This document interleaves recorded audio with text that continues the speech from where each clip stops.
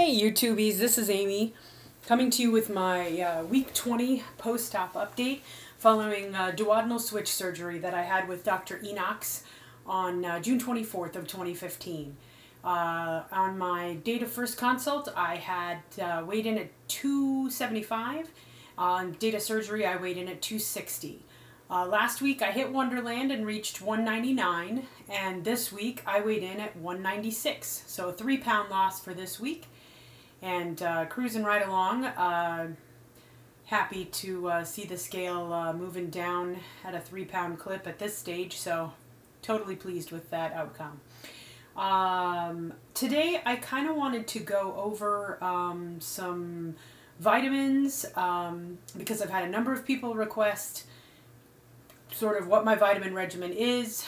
Because I had the duodenal switch, I certainly have a more vitamin forward lifestyle than some of you who may have the sleeve or gastric bypass, or maybe not. You can judge for yourself, but I think typically the duodenal switch requires a little bit more carefully monitored vitamin control. So I definitely get labs just like you guys do, but my labs are pretty closely monitored just to make sure everything's going as it should. So I will go over these with you. Basically, I'm going to go over just what I take, not necessarily the exact dosages and everything. If you want specifics on things like dose and brand and things like that, I'm happy to share that with you. Just message me or leave something in the comments below, and I will go ahead and fill out all those details. But otherwise, I just kind of want to give you a general rundown of what I take. The reason I'm not going to give you dosages and so forth is because this is all really calibrated based on your labs. If they're coming back and something's low or something's high, you're going to make tweaks. Take this every other day, or take this twice a day, or things of that nature. So that's really the reason why dosages aren't necessarily the most helpful thing. So let's get started. The first thing I take every morning is Rainbow Light Complete Iron Mini Tabs, which I will show to you. Ta-da! It's hard to see. And these I take along with chewable vitamin C. They help the absorption of the other, and they need to be, especially the iron needs to be taken, if not alone, at least not with calcium, because it inhibits the absorption of calcium or vice versa. So you want to make sure you keep those separate by a good amount of time. So I usually, like, first thing in the morning before I have anything else, get the iron and vitamin C down. I love cherry chewable vitamin C. I always have, so I dug that out on the internet. Then I'm generally done with iron for the rest of the day. But again, that'll change as my labs change and my needs change. So that's where I'm at with that. Following that, an hour or so later, after I've showered and all that stuff, I'll usually start off with my PPI, the omeprazole, for those of you guys who have any reflux issues, which I just started having after surgery. Iga was put on Prilosec. And then I take vitamin B complex. I take which is now B100. I take the Rainbow Light prenatal vitamin, partially because it gives you some extra stuff, and partially because this is another food-based vitamin. I've really liked the formulation. The prenatal version has extra iron in it and also extra folic acid, which is something that my epilepsy medicine actually removes from my body, so I have to take a little bit of extra. So that's why I'm on a prenatal. That is basically it for things that I take in the morning after my first sort of meal. With the exception of some calcium, which I will take, again, separated from the iron. I take Citracal Max, which is calcium citrate. It's the formulation that is easiest for, at least easiest for duodenal switch patients to absorb. I haven't done much digging as to whether this is the case for all weight loss surgery patients, but it's the one for me. So I take this a few times a day, and it's one of the only things that I have to take several times a day. So there's that one. And then I take a series of vitamins in the evening. I'll take that daily vitamin again, calcium again. And then I really focus in on the A, D, E, and K vitamins. For those of you who were prescribed to take an ADEC multivitamin, you know the importance of A, D, E, and K. In general, they're your fat-soluble vitamins. And for a lot of folks, the bariatric formulations are fine. For duodenal switch patients, for a couple of reasons, one of the most important being we need dry formulations of this vitamin because we malabsorb fat. So if you picked up a vitamin E capsule, for example, we wouldn't absorb much of that because it's based in an oil formulation. So I buy dry formulations of all these vitamins. And the reason I don't just take an ADEC is because I watch my labs fairly closely. If they look like I'm low on D and high on K and I'm taking an ADEC, how do I stop one without stopping the other? How do I increase one without increasing the other? So I want manual control instead of automatic. And that's why it looks like I take a bunch of stuff that you can just take in one pill. That's why I customize that for myself. These are all formulations by a company called Biotech. These are tiny, tiny, tiny little capsules of dry powder, and they're really easy, and they actually weren't that pricey. But I have in here A, D, here's A, here's A and D, here's E, and here are K1 and 2. I didn't even know there was a K1 and 2, did you? There you go. And then I take copper and zinc, also in dry formulation. And that's it for, that's it. That's all I take in terms of vitamins and things that I need to take every day. And as my labs come back and they show I'm a little high on this, a little low on this, I will adjust the amounts I'm taking.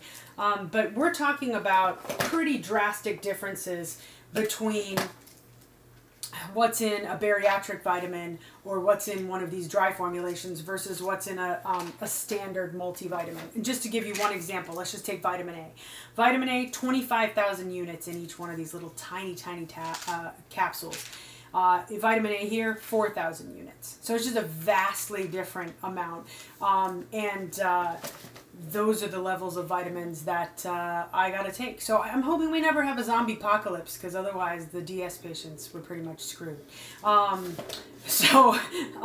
Okay, now down to the 4 things that I take because I want to, because they help my body, because they work well with my body, and they are not vitamins. So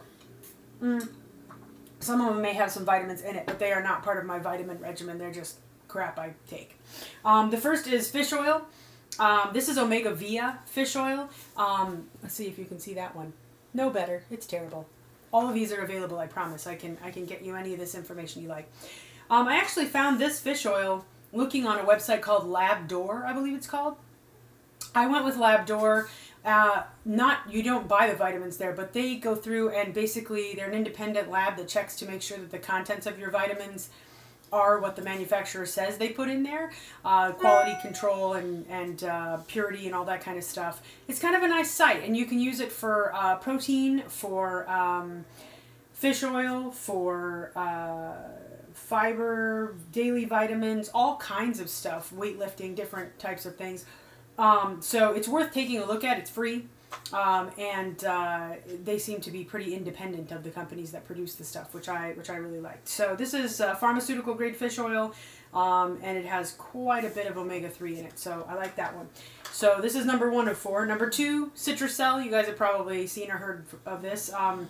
This just works well for giving me some additional fiber. We're so protein forward as a community, and I do eat vegetables. I actually eat a fair number of vegetables, partially because I had the DS, my sleeve's a little bit larger than some of you guys with a VSG. Because I have the malabsorption, I don't have to have a sleeve quite so small, but it's still small, and I can only fit in so many vegetables, and I still deal with, you know, you know, just trying to fit in some carrots or whatever. So extra fiber I get this way keeps everything going smoothly, gastrointestinally speaking, and I'm a big fan of this. I don't take any form of laxatives or anything else, at least so far. So happy with that.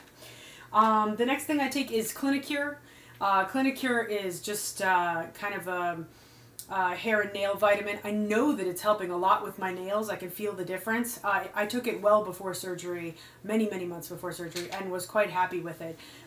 So I know I'm kind of going through a rough spot here right now with hair, but I firmly believe that this is contributing to my success, and I'm going to be trying some of the great recommendations you guys made about nioxin and also the topical hair fiber stuff that adds in a little bit of opaque look to the hair, just for nights I'm going out and want a little extra confidence. So thank you guys for all your suggestions and being so supportive about that stuff. These are tough parts of the journey for sure.